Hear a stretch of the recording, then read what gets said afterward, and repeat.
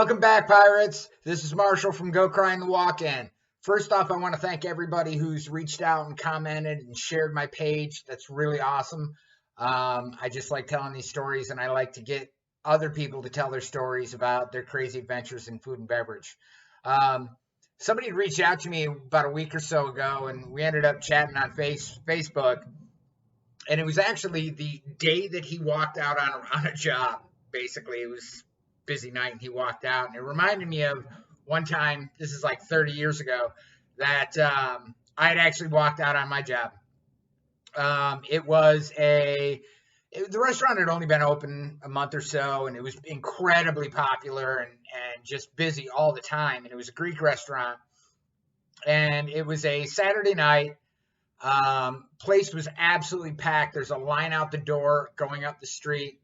And so the way the restaurant was set up, we had a Passover, and kind of the kitchen was one room, the server station was in another, and the Passover was basically a hole in the wall between the two rooms. So as food would come up, we would put the plates in the window or in the Passover, and the servers came in through the server's entrance and got their food. Well, we were extremely busy that day. Obviously, the whole place was packed, line outside the door. And this will tell you how long ago it was, is that there was no POS system, point of sale. There was no computer. There was none of that. It was all handwritten dupes.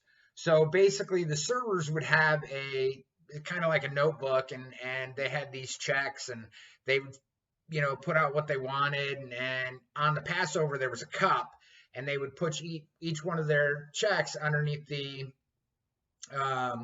cup, and then as we were working through the board, we were pulling down checks and firing food and getting things out. Well, it would get so busy at that place, it would get to the point that the whole Passover would be full. We couldn't put out any more food, and this was an incredibly busy night. And I wasn't seeing any servers coming back into the service station. So after a couple of minutes, I'm screaming. I'm like, somebody's got to come pick up this food. I have 4 stations behind me that are all pushing food to me to get it out, and nobody's picking anything up. So the first server that walks in, I kind of jump her shit. I'm like, you got to get this food out of here. And she keeps saying, I don't have time. I don't have time. I was like, you got to get this food out of here. And so she was like, I can't do it. And as she starts walking out the door, I was like, get your ass over here or I'm going to start pushing plates. So I start pushing plates, which basically means that I'm pushing plates and they start to drop off the other side of this Passover. And so she starts and she's catching them and she's dropping them on the table and this and that, and she snaps.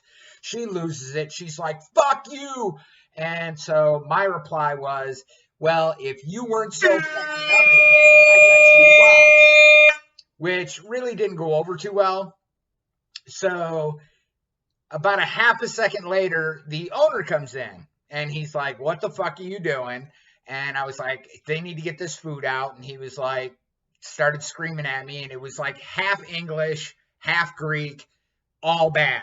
So I got pissed. I lost the gasket. And I said, well, fuck you. And so he came back and it was kind of like half Greek, half English. And basically told me to go fuck myself. So I told him to go fuck himself and then I was quitting. So I walk out the back door. It was a direct line from where I was right out the back door, right to where my motorcycle was sitting. So I go to get on my motorcycle. I was like, well, fuck him. So I go back into the restaurant.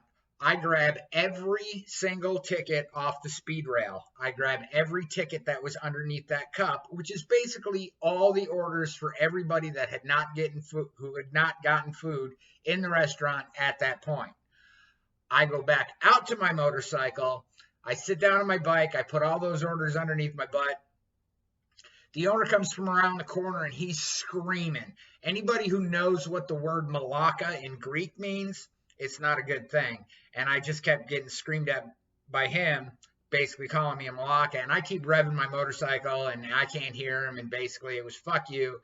And I tore off around the corner and I started down the street. And as I drive away, I take all those checks out and I throw them into the air. So all I can see behind me is all these checks for all the food that's supposed to be delivered to the restaurant, uh, basically floating like a ticker tape parade onto the ground behind me, which, you know, it's definitely a douchebag move. I mean, I don't think I've ever had anybody in my 30 some odd year career fuck me that hard. But one thing I respect about the owner of that place is that he always, always, always took care of me. I never, there was so much respect between him and I, and still, he just sold that place in the last couple of months. And every time I go home, I go to his restaurant. And when I see him, we talk and kind of shoot shit and talk about old days. And it's a cool situation. But he always took care of me. And about maybe 2 or 3 days after this had kind of passed over, he called me and we sat down and talked. And he ended up giving me my job back, which was kind of cool because I was a real douchebag for fucking him over like that. And so that's my walkout story. You know, I think everybody kind of has one where they just, the kitchen's a pressure cooker. And, sometimes, especially when you're young, you let that heat get to you. But I want to thank Rick for reaching out to me to tell me his. And in the next couple of days, I guess the next week or so, him and I are going to contact and film his so I can put it out so you guys can hear his, because it is pretty good. And I'd also like anybody that's got a good story to tell about how you got into the business. I'm going to be telling mine next week, and I think it's a pretty cool story, and it's kind of every chef that I've ever met that I've talked to has like this defining moment when they say, you know what, this is what I want to do the rest of my life. And I've been very, very blessed in my life that, there's not too many people that I started out with working with, and even, gosh, my whole career, there's not too many people that I started with that are still doing this 30 some odd years later. I own my own catering business, and I still go to work every day, and I prep food, and I wash dishes, and I do all that. But this has been a glorious ride, and I'm very, very grateful for it. Another thing that I've posted to get kind of feedback on what people think about was practical jokes in a kitchen. I think there's a couple of things that you really need to be successful in this business. Is one, you need incredibly thick skin, and two, you need a great sense of humor. I think that's been a really good thing for me, is because I'm pretty twisted, I'm pretty demented, and everybody that works with me is pretty sick and pretty demented, and we all get along. So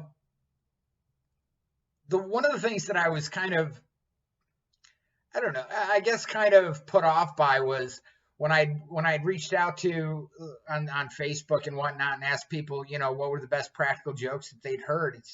They were talking about sending a dishwasher out for a bacon stretcher, or sending the busboy next door to the beauty salon for a left-handed smoke shifter. That is complete amateur bullshit. Some of the pranks that I've done in my career are total debaucherous, disgusting, lame, just stuff that very sophomoric and kind of funny.